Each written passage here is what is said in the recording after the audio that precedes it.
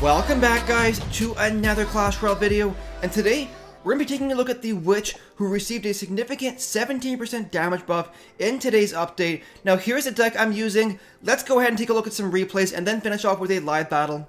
So here we are, guys, with the first replay, facing another level 9 here, who is using the Hog Rider strategy, which of course did get nerfed in this update. But right here, with the starting cards that we have, I kind of only have two options, either using the Witch or the Valkyrie behind my King Tower to set up a slow push.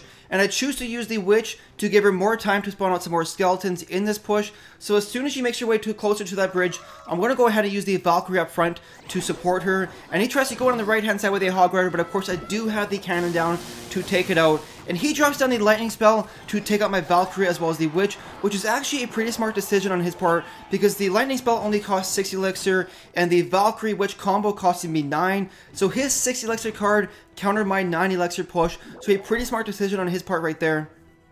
Now right here, I do have the Royal Giant in my hand, so I'm going to go ahead and start setting up a push behind my King Tower. Now there's two real ways to use the Royal Giant. You can either use him behind your King Tower and set up a slow push, or you can use him right at the bridge. And I like to use both strategies depending on the situation. If you know your opponent has counter cards or has a bunch of elixir at that moment, try and use a slow push with the Royal Giant behind your King Tower, because that'll give you more time to build up elixir and get down multiple support troops behind your Royal Giant. Or if you know your opponent is low on elixir, or if you know they don't have the counter card in their hand at that very moment, try and catch them off guard by placing the Royal Giant right at the bridge, and they won't have enough time to react. So in that push there, we didn't do too much damage. We brought the tower all the way down to 2,000 health, which honestly isn't too bad considering both of my towers at this point in the battle are still 100% full health. But right here, you can see, just like I said, I know his Inferno Tower is out of his rotation, so going to go ahead and place down the Royal Giant right at the bridge here and start setting up a push here. And watch this, he drops down the minions, but by the time he gets his Inferno Tower down, I do have the Royal Giant locked into the tower. So in the process, we're able to bring that tower all the way from 2,000 health down to 800. So a pretty successful push right there. And right here we are in a bit of trouble. He has a pretty strong push going on, but fortunately at the very last second we have enough elixir to use the fireball. But take a look at this huge elixir lead he has right here. He's sitting on 8, I have 5, and he has 2 pumps down. So he has a huge elixir lead so far in this battle, guys. Now right here, he's coming in with another push. I'm going to go ahead and use the Musketeer as well as the Zap Spell and the Valkyrie to take out that Hog Rider, and he only really gets one hit off on that tower. But because he also used the Lightning Spell there, I know he's fairly low in elixir, and I also know that I'm safe to place down my Witch beside my tower because I don't have to worry about her getting lightninged. Now right here, take a look at this, guys. Watch this. This is why the Witch is awesome. He drops down the Inferno Tower. I'm going to go ahead and use the Zap Spell to force the Inferno Tower to retarget to the skeletons. And as a result, the Royal Giant is able to sneak in there, target that tower, and bring it all the way down to 40 health. So all I really need to do is wait here for my Fireball to come up, and I will get the 1 crown victory. There we go, guys. Let's go ahead to the next replay here. So here you are, guys, with the next replay, facing another level 9 here, and he's actually using the PEKKA double print strategy, which of course also got buffed in this update, and he's going to come out super aggressive right at the start with the double prince drop. So watch this, guys. Down goes the prince as well as the dark prince. Unfortunately, I just dropped my Valkyrie behind my King Tower, so I'm actually going to go ahead and use the Zap Spell as well as the Goblins to distract both of those princes long enough, allow my Valkyrie to get up there and tank all of their damage. So he did a pretty good job defending that push there, and it's actually a breath of fresh air seeing somebody else that has level 3 epics. Because of course all of my epics are level 3, and normally I face people that have level 4 or level 5 or level 6 epics. But right here, that counter push did some pretty gnarly damage to that tower. The Musketeer brought it all the way down to 1500 health.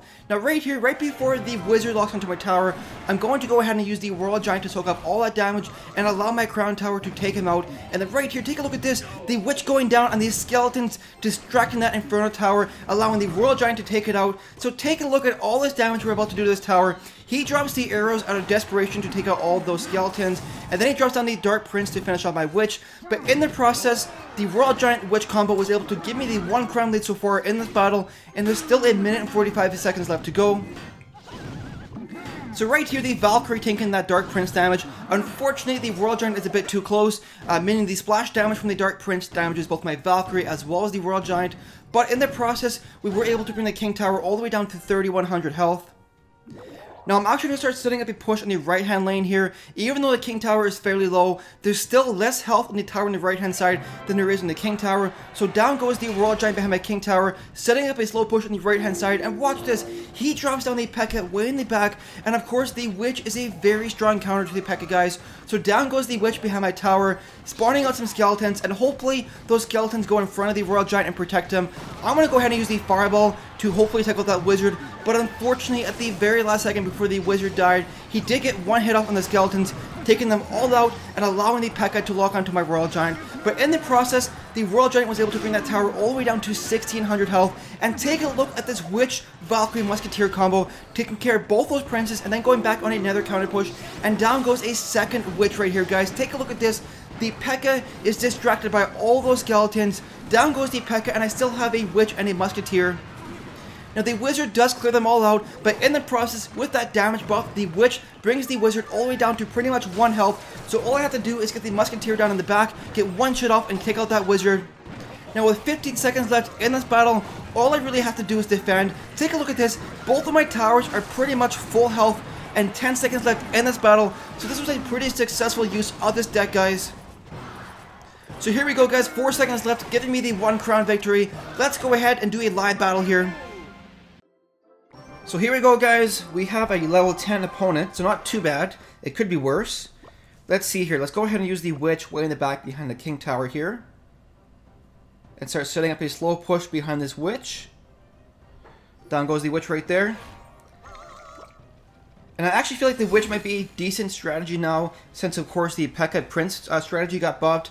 And with the Royal Giant in there, of course, the Expo and the Mortar got buffed, so more people might be using that strategy, and the Royal Giant is a great counter to that. So take a look at this Wizard, or sorry, this Ice Wizard just defending like a champ here. Unfortunately, my Witch is level 3, and so she isn't able to kill those Barbarians. You can see those Barbs had 1 health left. If my Witch was level 4, she would have been able to kill them all. So let's see right here. He drops down a Royal Giant.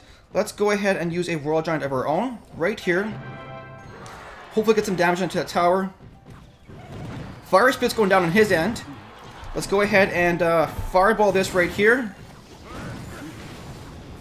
And then we're going to use the Goblins here with the Zap spell to damage all of this. And we actually did a ton of damage to his tower right there, bringing it down to 1600 health. So things looking pretty good so far. I do have to play it safe from now on, because I feel like he hits a little bit more elixir than me at this point in the battle. So let's see here.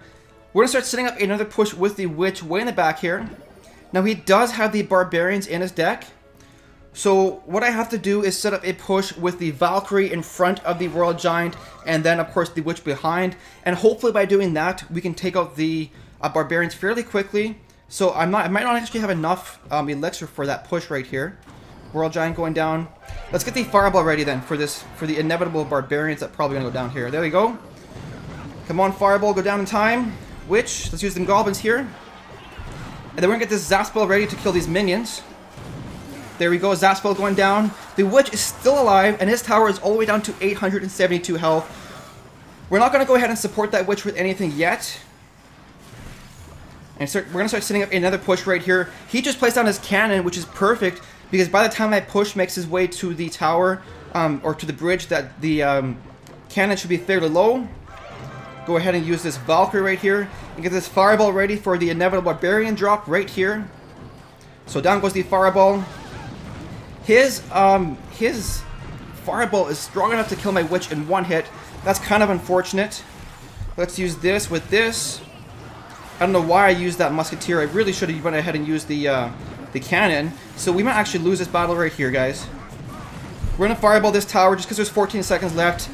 Zap this. Can we survive for 10 seconds? I don't think we have enough time. So let's start getting set up for a push on the right-hand side.